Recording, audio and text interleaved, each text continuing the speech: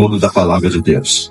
Eu quero iniciar manifestando a minha alegria de estar aqui, o convite feito, e o privilégio de estar convosco para juntos aprendermos da Santa Palavra de Deus e glorificarmos o seu santo nome. Pois bem, meus amados, eu gostaria de, nessa oportunidade, dar sequência àquilo que iniciei falando no dia de ontem. E eu peço a gentileza de você abrir a Palavra de Deus na carta aos Efésios, capítulo 2, verso 10. Aquele versículo que lemos juntos ontem. Eu peço que façamos a leitura novamente hoje, todos juntos. Efésios, capítulo 2, verso 10.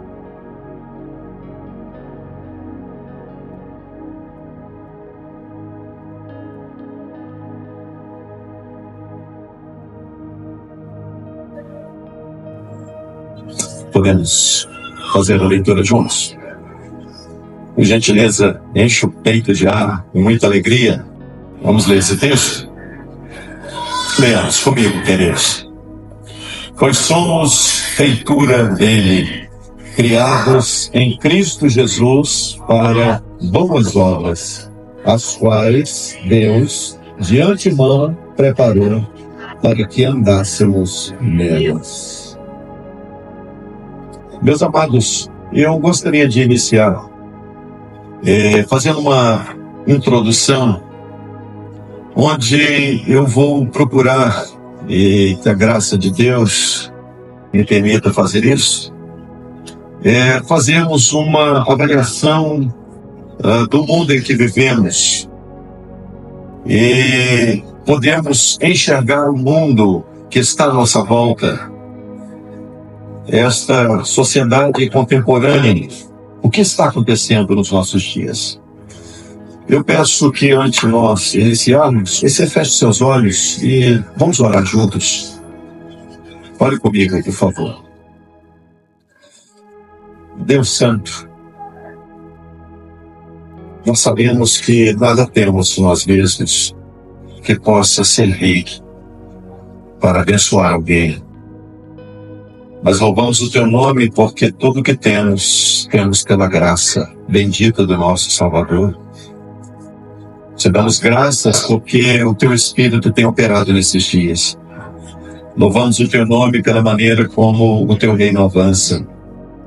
A cada dia, Senhor, quando nos deparamos com a Tua palavra, nós reconhecemos quão pequenos somos, quão miseráveis somos, quão dependentes somos. E se somos algo, é somente pela Tua graça.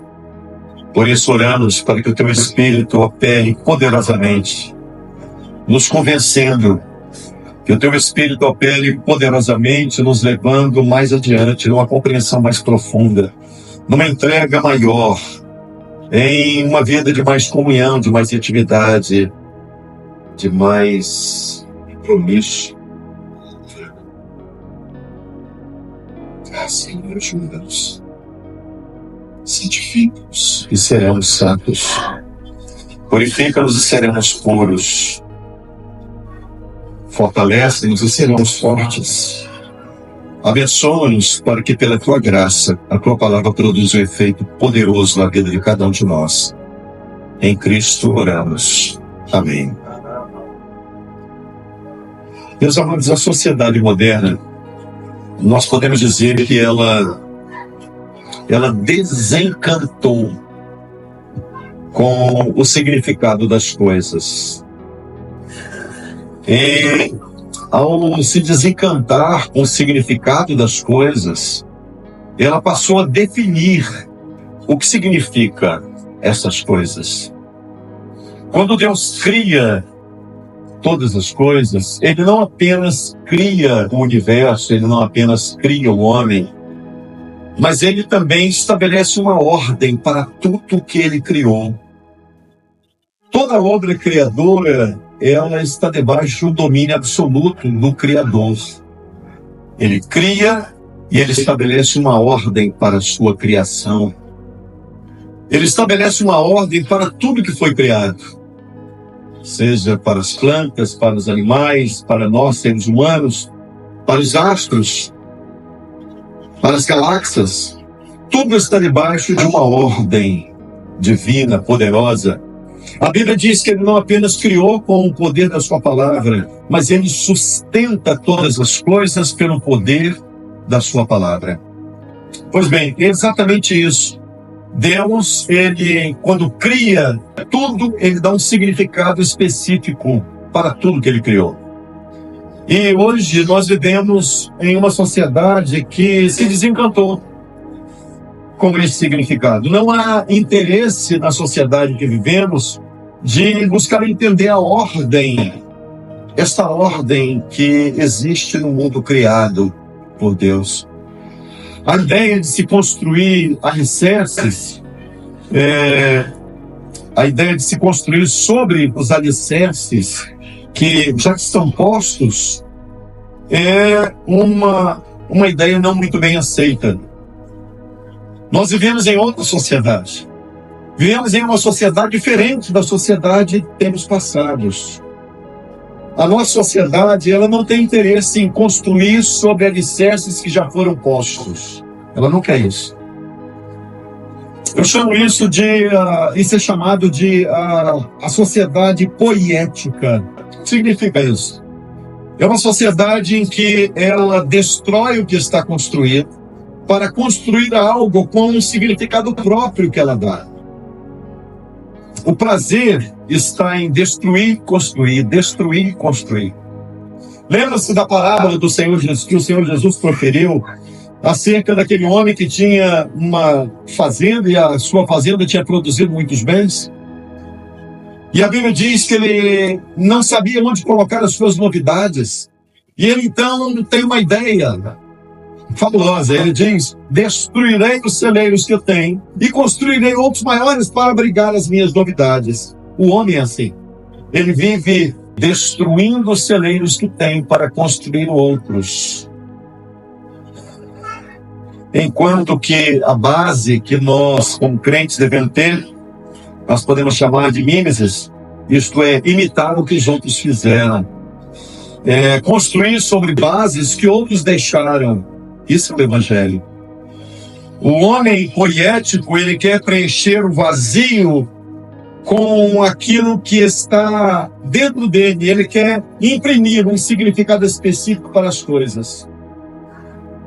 O homem é um ser vazio de significado. E a nossa sociedade quer imprimir um significado específico para cada pessoa. E o homem que é vazio de significado, ele preenche o significado com aquilo que bem lhe apraz, com aquilo que bem lhe quer. Essa é a sociedade que vivemos. E é por isso que nós vemos qual o significado que eu dou para o feto. Cada um dá o significado que quer.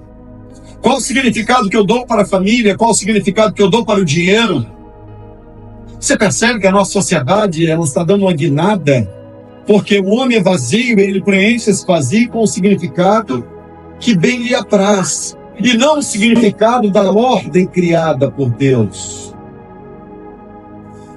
É por isso que você vai ver expressões como: eu sou uma mulher no corpo de um homem. Porque ele dá o significado que quiser. Ele há um vazio e ele preenche esse vazio a seu bel prazer. Eu quero destacar que existe uma distinção muito grande entre essa geração moderna e a geração antiga.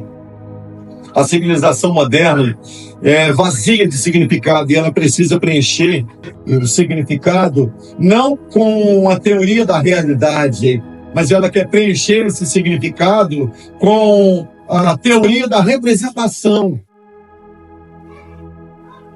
A realidade não importa. Importa a representação, o que eu acho que é, o que eu defino como ser.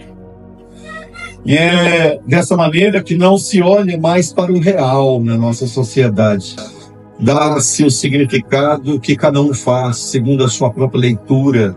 E daí vai surgindo todo tipo de ideologia. O homem, ele está sendo definido não mais pela teoria da realidade, mas pela teoria da representação. Eu sou o que eu quero ser. E Deus nos deu as Escrituras, se isso fique claro para nós, mas Deus também nos deu o mundo. E nós devemos entender que o mundo nos foi dado sob uma visão que não é nossa.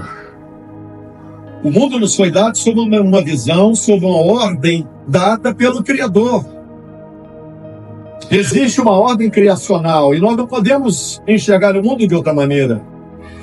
E o mundo já foi organizado por Deus.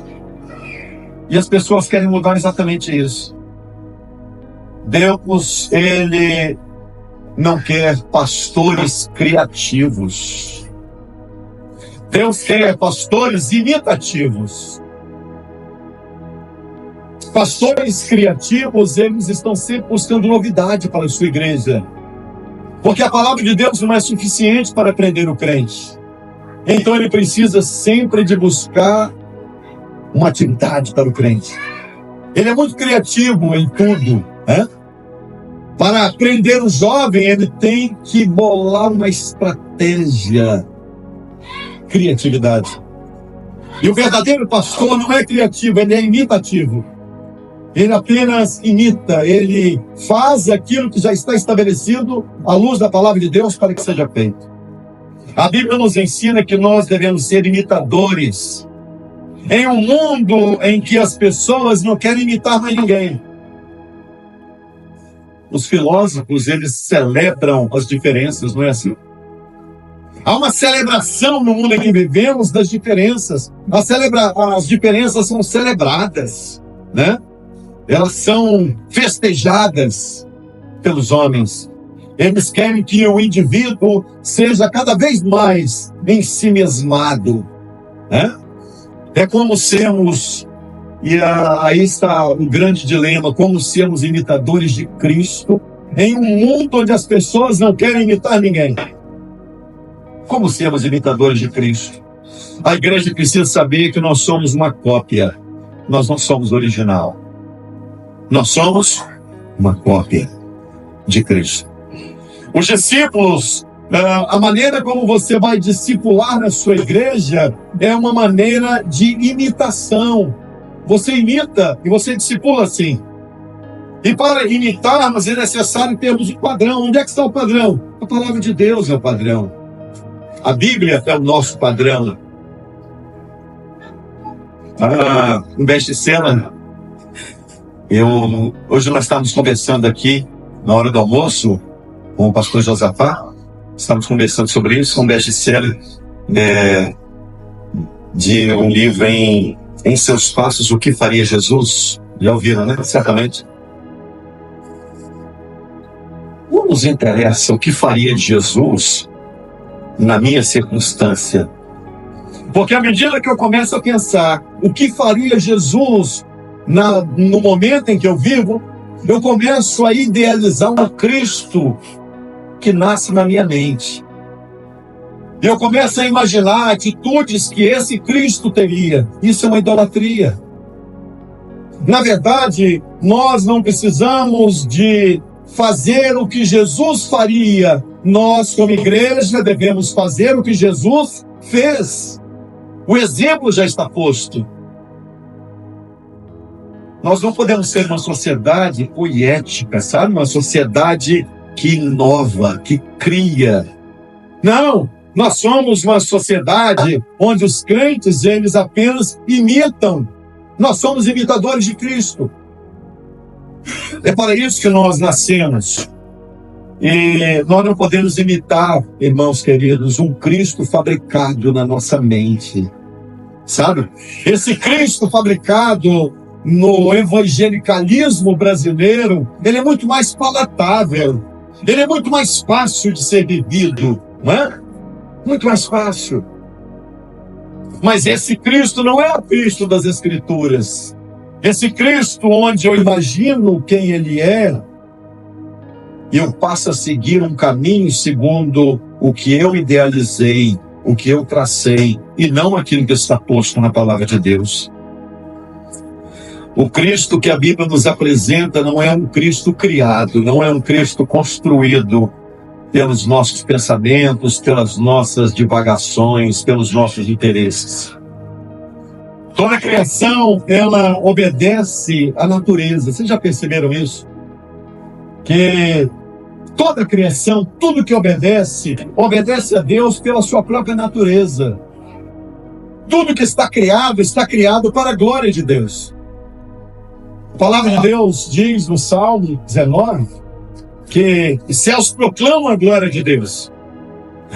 Toda a natureza, ela proclama, ela anuncia a glória de Deus. Os pássaros cantam e glorificam a Deus. E a questão toda, sabe o que é? É que tudo que está criado obedece a Deus pela própria natureza. O único ser criado que não obedece a Deus pela própria natureza somos nós. Porque para nós obedecermos a Deus pela nossa natureza, nós jamais conseguiríamos. Nós só conseguimos obedecer a Deus não pela nossa natureza, porque a nossa natureza é caída. Nós só conseguimos obedecer a Deus pela graça. Não vem de nós, é graça. É graça de Deus. É o resultado do amor de Deus. Nós não conseguimos obedecer a Deus pela nossa natureza, como os pássaros, como as baleias. Nós obedecemos a Deus apenas pela graça. E isso é maravilhoso, porque ninguém pode se parecer com Cristo se não for pela graça. Ninguém pode obedecê-lo se não for unicamente pela graça. E a razão de nós estarmos aqui é graça. Eu quero trazer à vossa memória que o início do capítulo 2 da carta aos Efésios, ele inicia dizendo: vocês estavam mortos. Vocês estavam mortos. E Deus, pela sua misericórdia, por sua infinita graça, Ele operou em vocês. Então nós obedecemos a Deus não pela nossa natureza, porque jamais conseguiríamos obedecer, mas o obedecemos pela sua graça.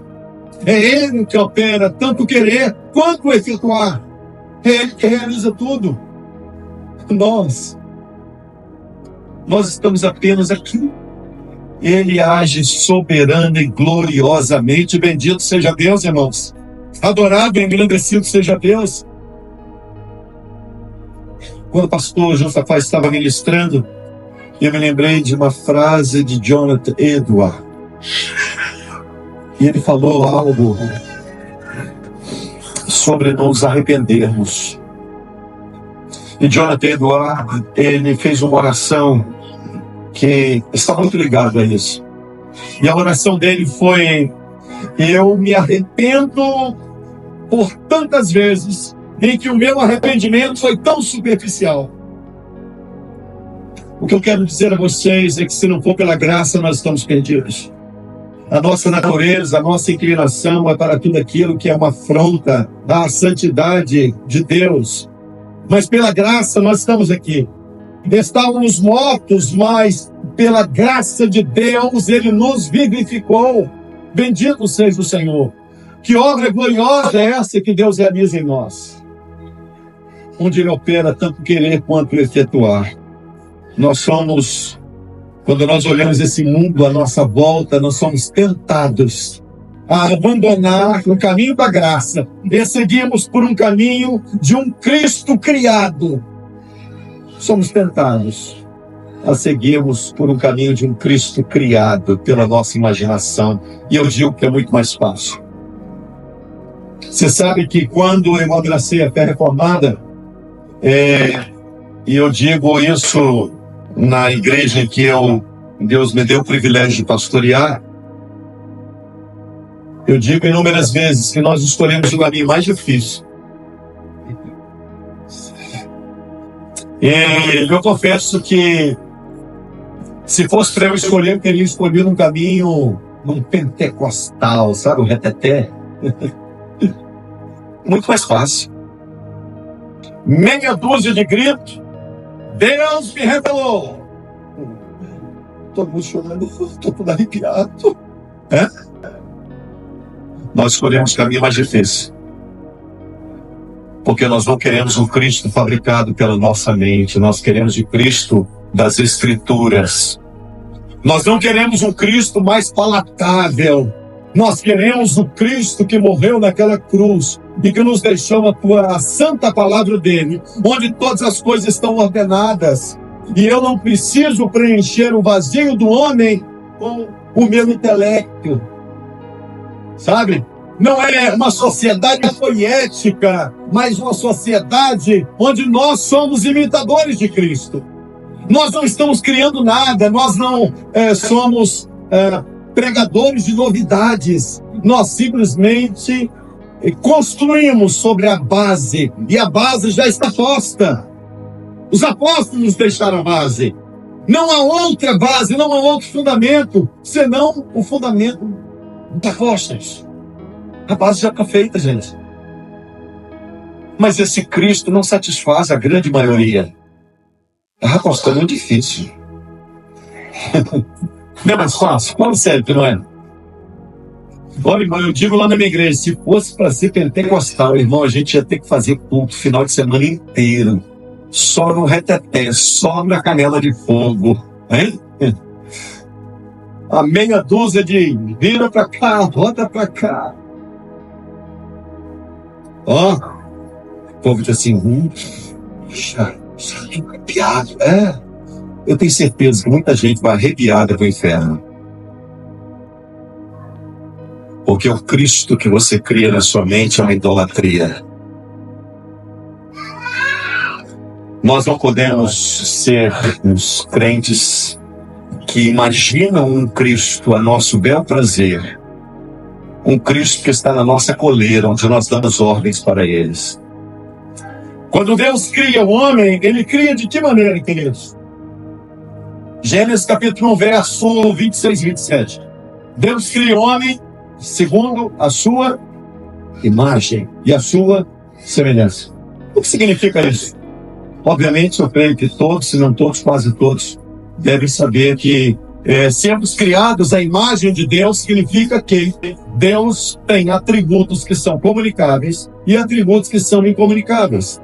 Atributos que são do próprio Deus, que ninguém tem, senão unicamente Ele, né? Há dias atrás eu estava até ouvindo uma pessoa dizer que o universo é infinito. Não.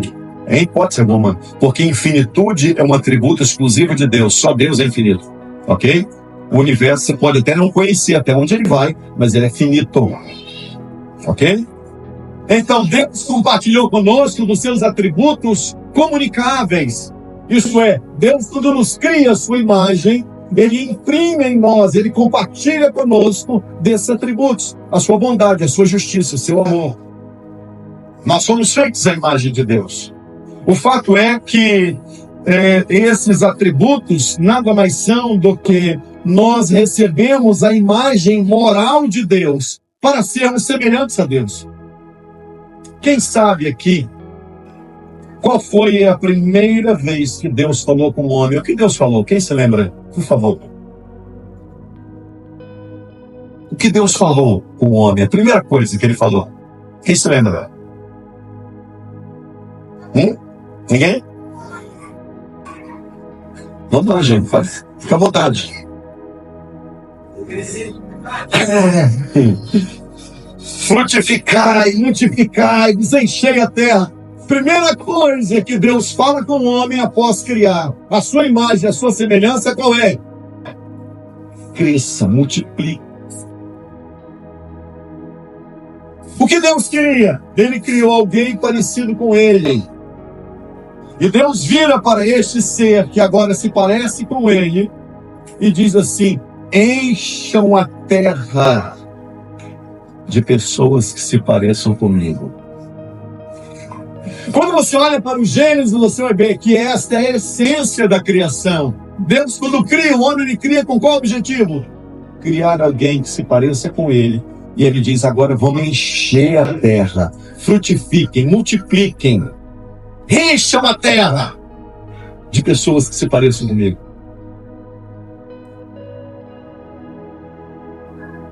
E se você olhar a palavra de Deus, ontem nós vimos aqui, cantamos com o Projeto Sola, né? Colossenses, né? Ele é a imagem do Deus invisível. Não tem voz para cantar, gente. Mas ele é a imagem do Deus invisível. Quando a Bíblia diz que Deus nos fez na sua imagem, qual foi o molde usado para Deus criar o homem? Cristo. Ele é a imagem do Deus invisível. E Deus criou o homem à sua imagem. O molde criado foi Cristo. Então, na verdade, se você olhar para a criação, Deus criou vários cristinhos, né? Vários cristinhos. Talvez esse seja seria o nome mais apropriado, ao invés de cristãos, cristinhos, né? E Deus diz assim: agora encham a terra de cristinhos. Encham a terra com esse molde que eu criei vocês. Olha que coisa linda. Mas o homem pecou. E quando Satanás conversa com Eva, você percebe, ontem eu cheguei a abordar e não dei continuidade para aproveitar para hoje. Satanás não pediu para Eva, me adore. Foi isso que ele pediu? Foi, gente? Primeiro ele se opõe àquilo que Deus havia dito. Não é assim que Deus disse? A oposição sempre é a palavra. Depois ele diz assim: Eva, se adore. Eva, você pode ser igual a ele. Basta você comer do fruto da árvore do conhecimento do bem e do mal. Olha, Deus privou vocês de serem como ele. Está vendo que Deus não quer que vocês sejam assim? Tem algo melhor para vocês. O que Satanás propôs? Satanás não propôs assim: me adore, né? Se prostre diante de mim. Não, ele diz: volte-se para você. Esteja interessado em você. Seja um umbiguista. Quando Jesus se assenta à mesa, ele toma o pão e ele come como ele reparte? Reparte. Quando Deus cria o homem, ele diz: frutifica. Quando você frutifica para outro comer. O que Satanás propôs? Não tem repartir. Come você o fruto. Individualismo. Olha para você, se adore, sabe? Você é o cara. Não tem isso? Você é o cara. Você é o cara. É você. Quando todas as coisas giram em torno do centro é Cristo. O objetivo pelo qual ele nos salvou não está em nós. Ele não nos salvou por quem nós somos. Ele não nos salvou porque viu alguma coisa boa em nós. Não há mérito na nossa salvação. Ele nos salvou porque a essência dele é essa. Qual é o motivo de sermos salvos? O motivo está nele mesmo. O motivo está nele mesmo. E Satanás não pediu a Eva para que o adorasse, para que ela o adorasse. Satanás simplesmente disse: come que você vai ser igual a ele. Você pode ser melhor do que você é. Hein? Você pode ser muito melhor do que você é. É Deus que priva você de ser melhor. Que artimanha, que astúcia. E isso está presente, esse tipo de astúcia está presente muitas vezes nas igrejas. Nós vivemos em um mundo onde as pessoas às vezes fazem tudo por um cargo, por uma posição, por um destaque. Não tem nada mais satânico do que isso. Não tem nada mais diabólico do que você querer um refletor em cima de você. A Bíblia diz que quando o Espírito Santo foi enviado, ele aponta para Cristo. O Espírito Santo é um refletor que aponta para Cristo. A Bíblia diz: ele não falará de si mesmo, mas ele fala de Cristo. Ele anuncia Cristo. Ele aponta para a cruz. O objetivo é ele, Cristo. Ele é o sentido da vida. E quando nós olhamos qual é o propósito real do Evangelho, para que existe o Evangelho? O Evangelho tem qual finalidade? Termos um rótulo denominacional? Simplesmente enchermos o nosso peito de um legalismo? A minha igreja é isso, a minha igreja é centenária, a minha igreja... Não, querido. Aliás, eu estava conversando com o pastor Hernandes O reverendo Hernandes me confidenciou que ele estava conversando com um grupo de pastores, onde ele tinha sido convidado a pregar. E um pastor mais novo, muito empolgado com a congregação em que ele pastoreava. E ele começou a dizer: olha, porque a minha igreja está crescendo, a minha igreja, Deus está operando, a minha igreja está acontecendo muitos sinais, a minha igreja. E havia ali um pastor já mais idoso. E no meio daquela conversa, aquele pastor mais idoso pediu ao pastor mais novo: estende a mão, por favor. E ele estendeu. E aquele pastor idoso passou a mão aqui, no centro da mão do outro, e disse: você falou tantas vezes minha igreja, e eu não consigo ver as marcas do cravo em suas mãos. A igreja não é nossa. O objetivo do Evangelho é nos transformar em imagem de Cristo. Nós somos imitadores de Cristo. Apesar de vivermos em uma sociedade que quer um Cristo fabricado, nós cremos em um Cristo que está registrado nas Escrituras. Esse é o Cristo verdadeiro. Então nós não imaginamos o que Jesus faria se ele estivesse no meu lugar. Não, eu preciso fazer o que ele fez. O exemplo já está posto. Eu sou apenas imitador. Eu não posso querer preencher o vazio com o recheio que vem a energia de mim mesmo. Meus amados irmãos, a grande verdade é que quando nós olhamos a palavra de Deus, esse é todo o sentido. Quando você percebe o que é o Evangelho nada mais é do que um plano glorioso de Deus, onde ele resgata o homem. E ontem eu disse exatamente isso. A salvação não é um fim. Sabe, as pessoas olham para a salvação como se salvação fosse um fim. Não, não, não, 1000 vezes não. Salvação não é um fim. A salvação é apenas um meio para Deus resgatar você e ter com você uma intimidade, como ele tinha no Éden com Adão, como ele tinha no Éden com Eva. O objetivo é resgatar aquela vida de intimidade, de comunhão, de ouvir a sua voz, de se deleitar nele, de se debruçar sobre a palavra, de se deleitar. Sabe, ontem eu citei esse texto, que é uma coisa pedir ao Senhor e a buscarei, que eu possa habitar na casa do Senhor todos os dias da minha vida, para contemplar a formosura do Senhor. Os crentes perderam o deleite em Deus, perderam o deleite de ficar um tempo na presença de Deus, de entrar e se deleitar e simplesmente dobrar os seus joelhos para engrandecer o nome dele.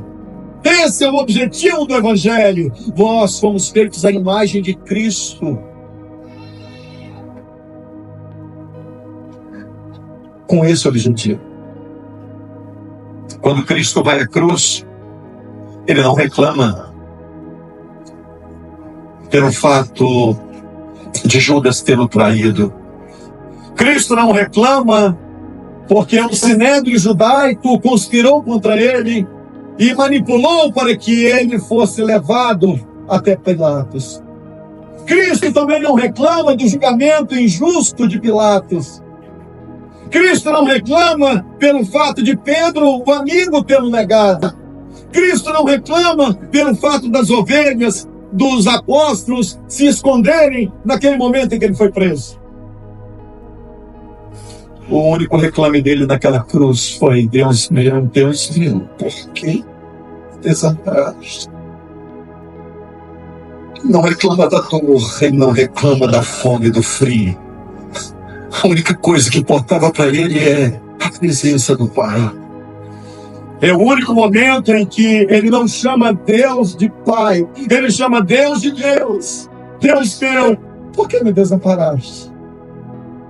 Se você é a imagem de Cristo, o maior prazer da sua vida é conviver com Deus, é se deleitar em Deus, é ter tempo para se derramar diante dele. Isso é ser um imitador de Cristo.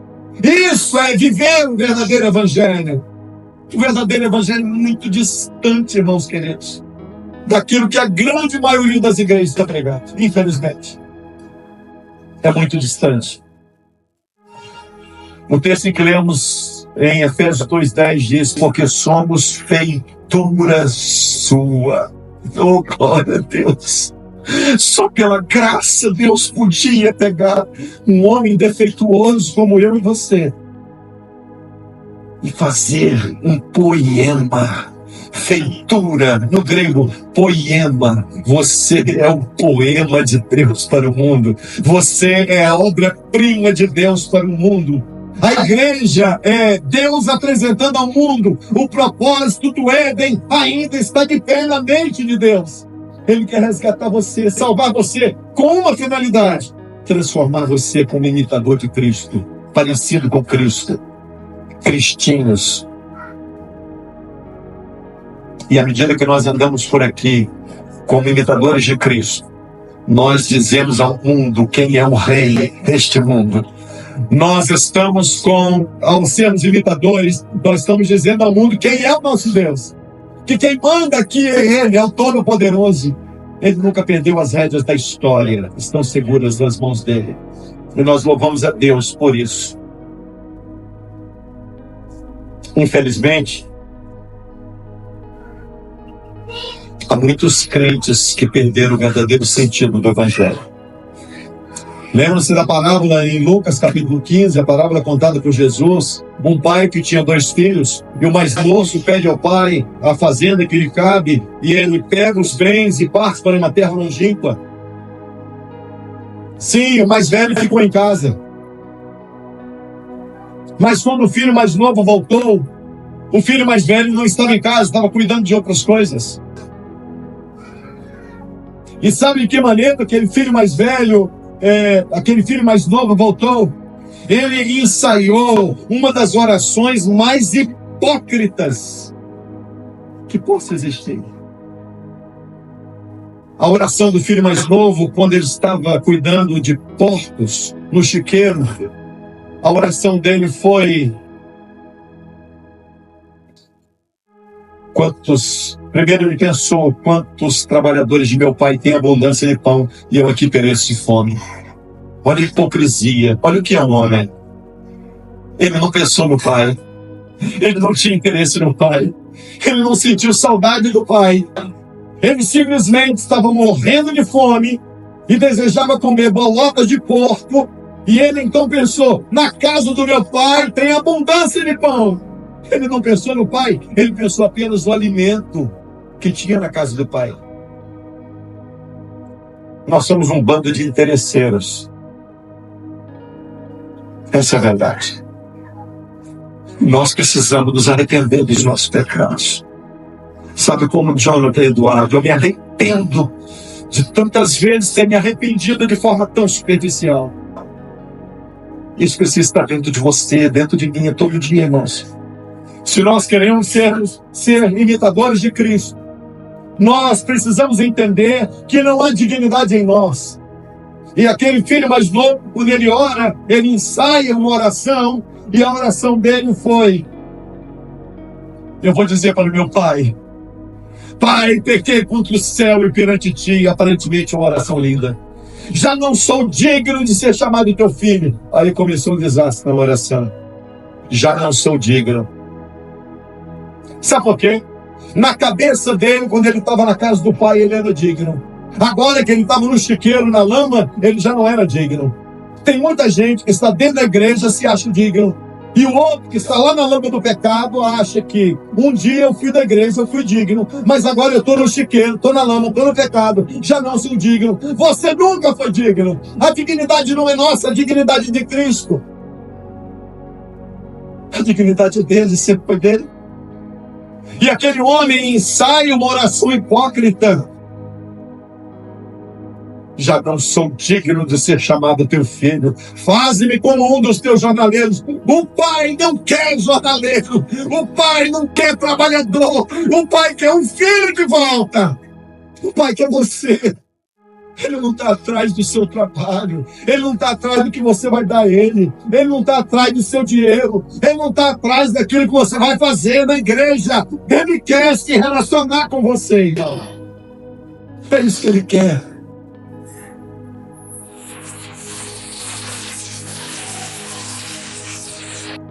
Eu me lembro que quando os meus filhos eram mais novos,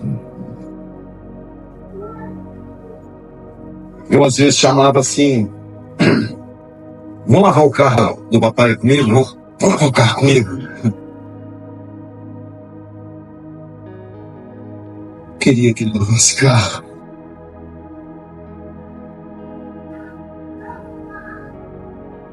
Lavar carro era apenas uma estratégia para ter ele perto, sabe? E às vezes nós achamos que ao fazer alguma coisa, nós estamos fazendo alguma coisa para Deus e por isso somos dignos. Não, não somos dignos. O Pai não quer o seu trabalho, o Pai quer você. O Pai não quer o que você vai oferecer a Ele, o Pai quer você. As suas orações, o seu coração derramado na presença dEle. O Pai quer te ter como imitador de Cristo. O prazer de Cristo era estar na presença do Pai. E quando ele não sente o Pai naquela cruz, ele diz: Deus meu, por que me desamparaste? O mais importante era o Pai, a comunhão com o Pai, a presença do Pai. E o filho mais velho também se achava muito digno. Ele estava do lado de fora. E quando ele ouviu a festa e as danças e a música, ele chegou e ele perguntou: o que está acontecendo aqui? E alguém disse: o teu irmão voltou e o teu pai matou um bezerro cevado para receber o teu irmão. Ele disse: eu vou entrar na festa. Eu não quero saber de festa. E o pai sai até o filho mais velho e disse: meu filho, vamos para a festa. Vamos para a festa. Ele disse: este teu filho, não era irmão dele. Este teu filho. Irmãos, nós somos mestres em apontar o erro dos outros, sabe? Teu filho. O erro é teu. É assim que nós somos. Teu filho gastou os teus bens com as meretrizes, fez tudo que não prestava, e agora só recebe ele com festa. Sabe qual foi a resposta do pai? Entra na festa, meu filho, porque tudo que eu tenho é teu. E ele pediu, sabe o quê? O senhor nunca me deu um cabrito para me alegrar com os meus amigos. Irmão, tem muita gente pedindo cabrito a Deus para se alegrar com os amigos. Deus não tem cabrito para dar para você, para se alegrar com os amigos. A sua alegria é Deus. O prazer deve ser Deus. Ele é o nosso prazer. Tem muito crente pedindo cabrito. Me dá um cabrito. Está aí a teologia da prosperidade pedindo cabrito. Hã? Essa teologia maligna que distorce a essência do Evangelho e que está levando tanta gente para o inferno. Deus não tem cabrito para te dar. Ele virou-se para o filho e disse assim: tudo que eu tenho é teu, meu filho. Você está querendo um cabrito e tudo que eu tenho é teu. Ô irmão, você já imaginou que privilégio é sermos chamados filhos de Deus? Onde nosso irmão mais velho, nosso primogênito, nós nos parecemos com ele, porque somos da mesma família, somos imitadores de Cristo. E o Pai está dizendo: tudo que eu tenho é teu, a minha alegria é tua, o meu vigor é teu, tudo que eu tenho é teu, meu filho. É pouco. A Bíblia diz que como ele nós o veremos, e como ele é, nós também seremos. Hoje o poder do Evangelho, a graça de Jesus, nos transforma e nos faz imitadores de Cristo. Mas um dia, quando Ele vier, Ele vai transformar o nosso corpo abatido em um corpo semelhante ao dele. Em um corpo de humilhação que hoje temos, vai ser transformado em um corpo glorificado. E aí sim, cumprir-se-á. Como Ele é, nós também seremos. Glória a Deus. Os filhos estarão no céu, todos parecidos, irmãos, parecidos uns com os outros. Eu quero encerrar dizendo a você que hoje é um dia muito especial para você rever, e para eu também, com todas as minhas forças, que Deus tem misericórdia de Jesus. Que pela nossa graça nós conseguiremos ser parecidos com Cristo. Mas pela graça de Deus, eu creio que Ele pode nos transformar. E a Bíblia diz que Ele nos transforma de glória em glória, de glória em glória, à semelhança do Filho dele. É assim que Deus opera em nós. Ele nos transforma de glória em glória. É isso que o Espírito Santo faz na vida de cada um de nós. Nos transforma de glória em glória para sermos como o primogênito. Que Deus nos abençoe. O Espírito Santo me encarna para realizar em você esta grande obra que Deus tem na vida de cada um de nós. Não quero me delongar, mas eu quero encerrar dizendo-lhes que Mateus 24 diz que nós somos eleitos de Deus. Romanos 8:28 diz que nós somos chamados por Deus. Efésios 1:7 diz que nós somos perdoados por Deus. Romanos capítulo 5, verso 1 diz que nós somos justificados com Deus e por isso temos paz agora. Segunda carta aos Coríntios, capítulo 5, verso 17 diz que nós somos uma nova criatura. 1 Coríntios 6:19 diz que nós somos templo do Espírito Santo. E Filipenses 3:21 diz que Ele vai transformar o nosso corpo de humilhação para ser igual ao seu corpo da glória. Aí sim, o céu vai se encher de pessoas parecidas com Cristo. Que Deus te abençoe. E que esta conferência seja um momento especial para nos derramarmos daquele que faz a nossa vida ter sentido. Fora dele, nada tem sentido. Tudo valerá a pena. Tudo valerá a pena. Quando nós cruzarmos os portais celestiais e em bravas de glória estivermos diante do trono do Cordeiro e nos uniremos às vozes de milhares e milhares e milhões para dizer: digno é o Cordeiro, a dignidade é dele, porque com o sangue dele ele comprou homens de todas as raças, tribos, línguas e nações. Que privilégio podemos estar unidos a todos os demais, a todos aqueles que, todos os heróis da fé. Já imaginou aquele dia, irmãos?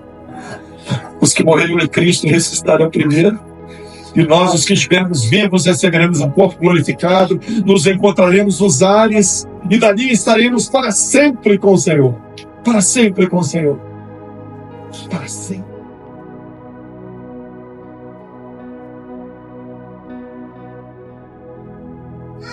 Que Deus te abençoe. Que a graça de Deus faça com que caminhemos, que se depender de nós, estamos perdidos. Eu quero orar a todos.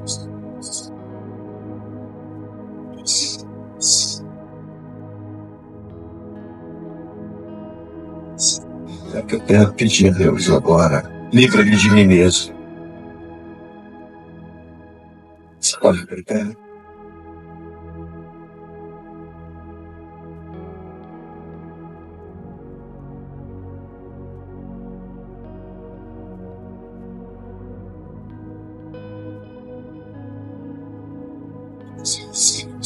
E não conseguimos. Quantas vezes falamos que não iria mais praticar aquilo e voltamos a cair? Quantas vezes?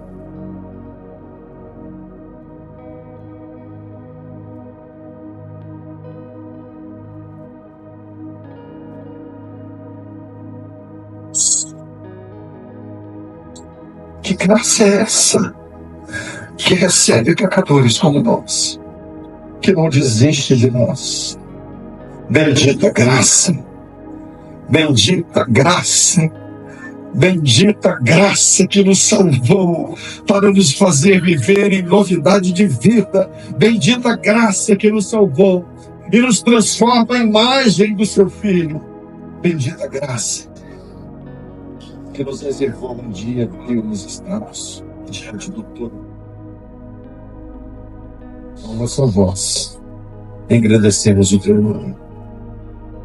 Debaixo da tua bênção e poder, abençoa-nos. Graças a Deus. Pelos méritos de Cristo. Jesus. Amém.